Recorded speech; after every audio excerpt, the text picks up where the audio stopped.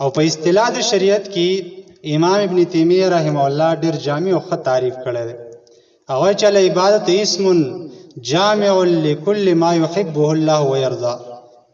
عبادت نوم د هر هغه څیز دی چې الله رب العالمین د هغې سره مینه کوي او الله رب العالمین هغه په هغې باندې راضي کیږي. من الاقوال والاعمال الباطنه والظاهره، کدا خبرې کولی او کدا افعال او کار کولی او کدا پټ او ښکارای، دغه ته عبادت وایي. نو معنی دا چې هر هغه څیز، هر هغه کار، هر هغه خبره کول چې په هغې باندې الله راضي کیږي او د الله خوښوي، دغه ته عبادت وایي.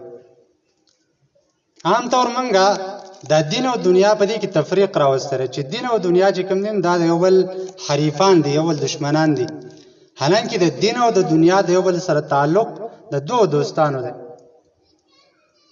لہذا کله چې سړی په دې دنیا کې د دنیا کارونه کوي خو د نبی علیه السلام په طریقه باندې کوي، نو دغه د دنیا دا کار عبادت ګرځي، دغه هم د الله بندګي ګرځي.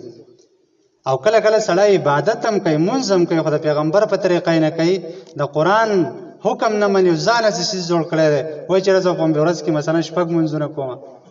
نو دا خو سجده ده، خو دغه سجده چې کوم ده په دې به الله تعالی سزا درکوي، ماله بې سزا راکوي.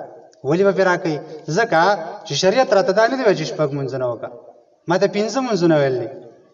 لہذا عبادت چې کوم ده دا جامع تصور دی، وسیع تصور دی، یو وسیع فکر دی.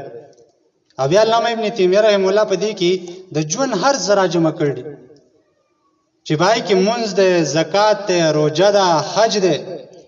او دغه په یو حدیث کې نبی علیه الصلاة والسلام دا فرمایل هم دي.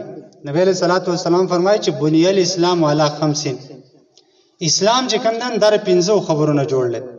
اولنۍ خبره به کې شهادت الله اله الا الله، د دې خبرې گواهی کول چې د الله رب العالمین نه علاوه بل څوک معبود نشته او محمد رسول الله صلی الله علیه وسلم د الله بنده او د الله رسول دی. او دویم دا اقام الصلاه، د مونځ قائمول. او دریم دا ایتاء الزکات، زکات ورکول.